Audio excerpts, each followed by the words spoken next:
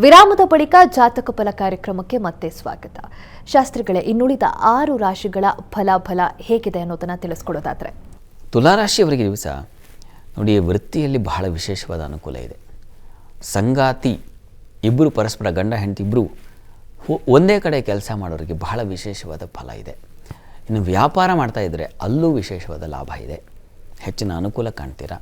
ಈ ದಿವಸ ಸ್ವಲ್ಪ ಆರೋಗ್ಯ ವ್ಯತ್ಯಾಸ ಆಗುತ್ತೆ, ದುಃಖ ವಾತಾವರಣ ಇದೆ.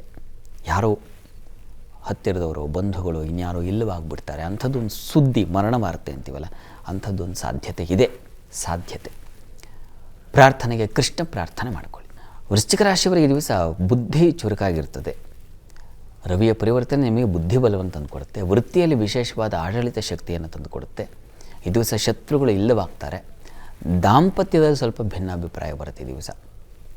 ಹೀಗಾಗಿ ಶ್ರೀನಿವಾಸನ ಸನ್ನಿಧಾನದಲ್ಲಿ ಅಥವಾ ವಿಷ್ಣು ಸನ್ನಿಧಾನದಲ್ಲಿ ಪಂಚಾಮೃತ ಅಭಿಷೇಕ ಮಾಡಿಸಿ ಇಬ್ಬರು ದಂಪತಿ ತಗೊಳ್ಳಿ. ಇನ್ನು ಧನು ರಾಶಿಯವರಿಗೆ ದಿವಸ ನೋಡಿ, ರವಿ ಪರಿವರ್ತನೆ ನಿಮಗೆ ಸುಖ ಸಮೃದ್ಧಿ ಉಂಟು ಮಾಡ್ತಾನೆ. ಈ ಬಂಧುಗಳ ಸಹಕಾರ ಚೆನ್ನಾಗಿರ್ತದೆ. ಈ ದಿವಸ ನಿಮಗೆ ವೃತ್ತಿಯಲ್ಲೂ ಅಷ್ಟೇ ಸ್ವಲ್ಪ ಸಹಕಾರದ ಫಲಗಳು ಸಿಗ್ತಾ ಹೋಗುತ್ತೆ.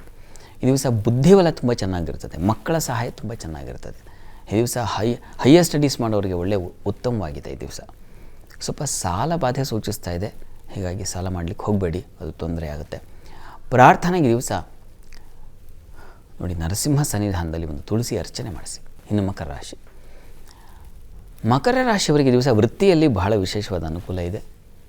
ಸಹೋದರಲ್ಲಿ ಸ್ವಲ್ಪ ಭಿನ್ನಾಭಿಪ್ರಾಯಗಳು ಬರೋ ಸಾಧ್ಯತೆ ಸೂಚಿಸ್ತಾ ಇದೆ, ಆದರೆ ಧೈರ್ಯ ಇದೆ ನಿಮಗೆ, ಅದರಿಂದ ಹೊರ ಬರ್ತೀರ ಸಂಕಟದಿಂದ. ಇನ್ನು ಬಂಧುಗಳ ಸಹಕಾರ ತುಂಬ ಚೆನ್ನಾಗಿದೆ. ಈ ದಿವಸ ಸುಖ ಪ್ರಯಾಣ ಇದೆ, ನೀರಿನ ಸೌಕರ್ಯ ಚೆನ್ನಾಗಿರ್ತದೆ. ನೀರು ಬರ್ತಾ ಇಲ್ಲ ನಿಮ್ಮನೆ ಮಾತ್ರ ಬಹಳ ವಿಶೇಷವಾಗಿ ನೀರಿನ ಅನುಕೂಲ ಇರ್ತದೆ.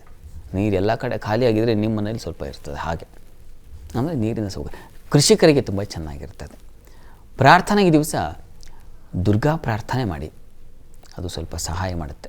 ಕುಂಭರಾಶಿಯವರಿಗೆ ದಿವಸ ರವಿ ದ್ವಿತೀಯಕ್ಕೆ ಬರ್ತಾ ಇದ್ದಾನೆ, ಹೀಗಾಗಿ ಸ್ವಲ್ಪ ಮಟ್ಟಿಗೆ ಸಂಗಾತಿಯಿಂದ ಹಣಕಾಸಿನ ಸಹಾಯ. ಇಷ್ಟು ದಿವಸ ಕೇಳಿದ್ರೂ ಕೊಡ್ತಾ ಇರಲಿಲ್ಲ, ಈಗ ಕೇಳದೆಯೇ ಕೊಡ್ತಾರೆ, ಸಹಕಾರ ಉಂಟಾಗುತ್ತೆ. ವಾಗ್ಬಲ ಚೆನ್ನಾಗಿದೆ, ಮಾತಿನ ಕೌಶಲ್ಯ ಚೆನ್ನಾಗಿರ್ತದೆ. ಇನ್ನು ಸಹೋದರ ಸಹಕಾರ ಚೆನ್ನಾಗಿದೆ, ಸೇವಕರ ಸಹಾಯ ಚೆನ್ನಾಗಿರ್ತದೆ. ಈ ದಿವಸ ಹೆಚ್ಚಿನ ಅನುಕೂಲ ಚೆನ್ನಾಗಿದೆ. ವೃತ್ತಿಯಲ್ಲೂ ಅಷ್ಟೇ ಹೆಚ್ಚಿನ ಶ್ರಮದಾಯಕವಾಗಿದ್ದರೂ ಸುಲಭವಾಗಿದೆ.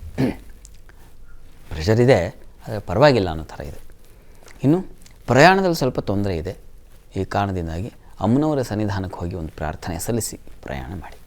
ಇನ್ನು ಮೀನರಾಶಿಯವರಿಗೆ ರವಿ ಪ್ರವೇಶ ಆಗ್ತಾ ಇದೆ, ಸ್ವಲ್ಪ ಆರೋಗ್ಯದ ಕಡೆಗೆ ಗಮನ ಕೊಡಬೇಕು. ಷಷ್ಠಾಧಿಪತಿಯವನು, ಹೀಗಾಗಿ ಮೂಳೆ, ಕಣ್ಣು ಇಂಥವುಗಳ ಬಾಧೆ ಸೂಚಿಸ್ತಾ ಇದೆ, ಹೀಗಾಗಿ ಹುಷಾರಾಗಿರಿ.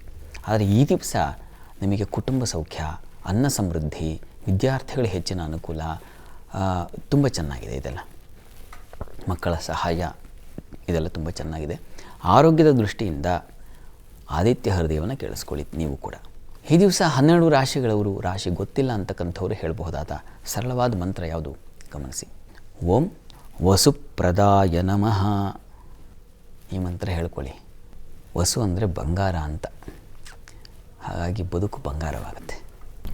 ಶಾಸ್ತ್ರಿಗಳೇ, ಈ ದಿನ ಸೂರ್ಯನ ಪರಿವರ್ತನೆ ಬಗ್ಗೆ ತಿಳಿಸ್ಕೊಟ್ರಿ, ಹಾಗೆ 12 ರಾಶಿಗಳ ಫಲಾಫಲಗಳ ಬಗ್ಗೆ ತಿಳಿಸ್ಕೊಟ್ರಿ, ಯಾವ ರೀತಿ ಪರಿಹಾರಗಳನ್ನು ಅವ್ರು ಕಂಡುಕೋಬೇಕು ಅನ್ನೋದಾಗಿ, ಹಾಗೆ ಸಂದೇಶಗಳಿಗೂ ಕೂಡ ಉತ್ತರವನ್ನು ತಿಳಿಸ್ಕೊಟ್ರಿ. ಧನ್ಯವಾದಗಳು ಶಾಸ್ತ್ರಿಗಳೇ. ಸರ್ವೇ ಜನಾಃ ಸುಖಿನೋ ಭವಂತು, ಸಮಸ್ತ ಸನ್ಮಂಗಳಾನಿ ಭವಂತು. ಎಲ್ಲರಿಗೂ ಶುಭವಾಗಲಿ. ನೋಡಿದ್ರಲ್ಲ ವೀಕ್ಷಕರೇ, ಇದಾಗಿತ್ತು ಇವತ್ತಿನ ಜಾತಕ ಫಲ ಕಾರ್ಯಕ್ರಮ.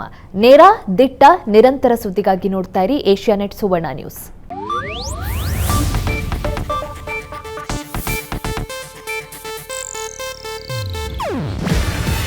ಇದು ಏಷ್ಯಾನೆಟ್ ನ್ಯೂಸ್ ನೆಟ್ವರ್ಕ್ ಪ್ರಸ್ತುತಿ. ನೀವು ನೋಡ್ತಿದ್ದೀರಾ ಏಷ್ಯಾನೆಟ್ ಸುವರ್ಣ ನ್ಯೂಸ್.